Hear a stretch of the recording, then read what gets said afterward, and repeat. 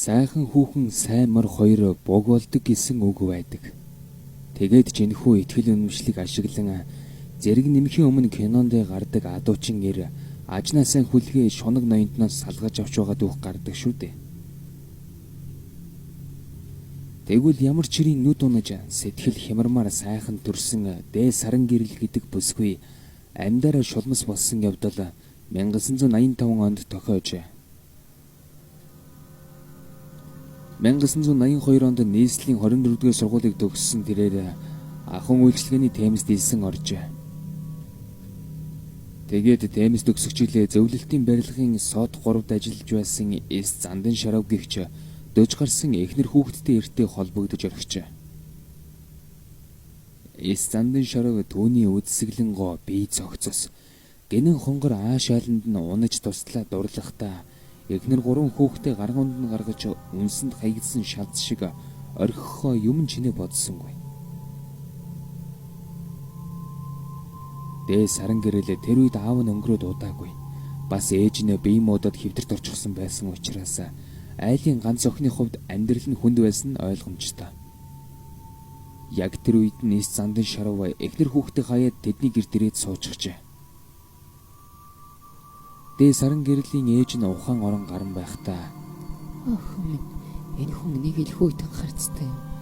Чамайг ихэлээ зовоох байхтай" гэж хэлэхэд анхныхаараа өгсөн тэнэгхэн охин ямар ч ухаарал авсангүй. Тэгээд ч ханаасаа салсандаа сэтгэл санаагаар унсан байсан эхэн тунч удалгүй өөд болжээ. Тэр цагаас эхлээд хайлсан тугалах шиг л бөмбөрч байсан Зандан Шарвын ааш зан өдөр ирэх тусам хуурч залуу эхнэрээ хардаж зовоох нь энүүхэнд болов. Сүүлдээ гэрээс ч гаргалгүй гаднаас нь цойжилчгоод явдаг болжээ. Нэгэн удаа эхнэр нь хог асгаж яваад айл асуусан залуутаа үг сольсныхын төлөө зодож нүдээд зогссонгүй. Дүүрийг нэрэмдэглэн хүн харахын эцэхүй болгожээ. Энэ бүх дарамтнаас зүгтах санаа өөрлөн гэрээсээ ороход 3 хоног нэг найзандаа бөгж байгаад нөхөртөө баригджээ. Тэгээд өгтлээ зодуулчгаад гэртээ хагасар шахам санаа нь орон гарan тарчилж байхдаа нэг л жир бүсийн болж байгаа нь мэдрэгдэжээ. Наадмын шүн тэдний гэрээс аллаа таллаа гэсэн эр хүний ойрлох чимээ эмэгтэй хүний зүрхцэсэм хашгирах дуун сонсогдоход хөршийн айлын цагдаа залуу хаалгыг нэвдэн орвол саран гэрэл нөхрөө багалзуурдад алчихсан тас хөхөрч байв.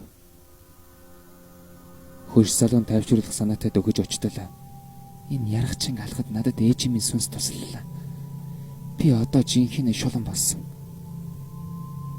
гэж хэлээд гадагшаа гарах гэж оролдоход хөршин саадуулах гэтэл амьд хүнд баймгүй их хүчээр түүнийг хан руу савж хайчгаад хаалгаар гарan оджээ. Цагдаагийнхан түүнийг эрен сурвалжилсан авч олдсонгүй. Харин 7 хоногийн дараа ээжийнхээ буушийг тэрврээд өгчихсэн байхыг нь оршуулган газрын манаач олжээ. Түүнийг оршуулагчин болоход шүдэн ургаад соёо гарчихсан. Хөл гарынх нь хумс яг л баавгаан савар шиг болчихсон байжээ. Хэрэг явдал ч ингээд өнгөрөв. Дээ саран гэрлийн 3 дугаар хороололд байдаг 2 байрыг хотын захиргаанаас хурааж аван ойдлын нэгдлийн үйлдвэрт мастраар ажиллаж байсан Цэ гэдэг айлд олгожээ. Цэг их байранд ороод 3 хонож байтал баг хүүхэд нь юунаас ч айж цочиж уйлах болов. Социализмын хатуу чанд үе байсан учраас лам хараа гандан хідэр тэр бүр яваад байх бололцоо байсангүй.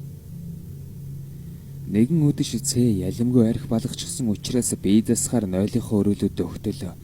Сарны гэрэлд коридорын хан дээр сэгсэсэн эмэгтэй хүний сүдэр тусахад айн зочиж зог тустал. Галынхын өрөөний салхивч онгон хинэгэн ороод ирчихсэн юм шиг санагдав. Мөнөөхөн хан дээрх сүдэр нэг арилан нэг тодрон байснаа араас нь хинэгний хүйтэн гар хүзүүг нь тэмдрэг болоход айсандаа дуун гарахаа болоод хөшиж орхив. Тэгснээ гинэтхэн чихэнд нь маш цэвүүн хоолоогоор "Би та нарыг аавна. Ирчүүд бүгд адилхан өгтөл болно" гэж шивнэн хэлэх шиг санагдаад нэг л мэдхэд ухаан алдчихжээ. Өглөө эхнэр хүүхэд Цэг ухаангүй коридорт хэвтэж байхад нь олж хараад эмч дууджээ. Эмнэлэгт очисон авч оншин тодорсонгүй.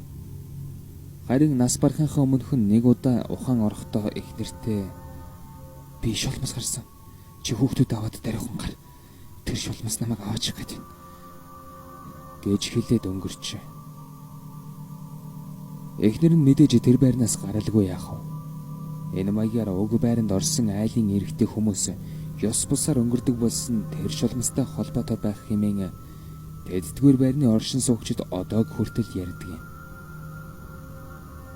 Харин 1990 онд энэ байранд хоёр охинтой эмэгтэй орсноор мөнөөхөн шулмас үзэгдэхээ болж өхөл зогсжээ.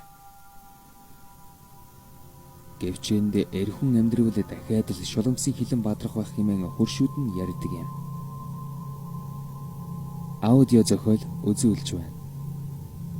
Хэрв танд манай контент таалагддаг бол та манай YouTube сүгийг subscribe хийж мөн манай Facebook хуудсыг лайк дараарай. Баярлалаа.